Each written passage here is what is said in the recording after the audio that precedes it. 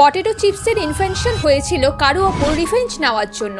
সাল 1853 নিউ ইয়র্কের সারাটোগা স্প্রিংসের একটি রেস্টুরেন্ট যার নাম মোলস লেক হাউস, সেখানে একজন শেফ ছিলেন যার নাম জর্জ ক্রাম। একদিন সেই রেস্টুরেন্টে কর্নেলিয়াস ভ্যান্ডারবিল্ট নামে একজন ওয়েলদি কাস্টমার আসে এবং ফ্রেঞ্চ ফ্রাইস অর্ডার করে। ক্রাম ফ্রাইস সার্ভ করে, কিন্তু কাস্টমার তাকে ফেরত পাঠিয়ে দেয় এটা বলে যে ফ্রাইসগুলো খুব থিক এবং সগি। ক্রাম আবারও নতুন ফ্রাইস নিয়ে আসে, কিন্তু তাকে আবার ফেরত পাঠিয়ে দেওয়া হয় এটা বলে যে ফ্রাইসগুলো ক্রিস্পি নয়।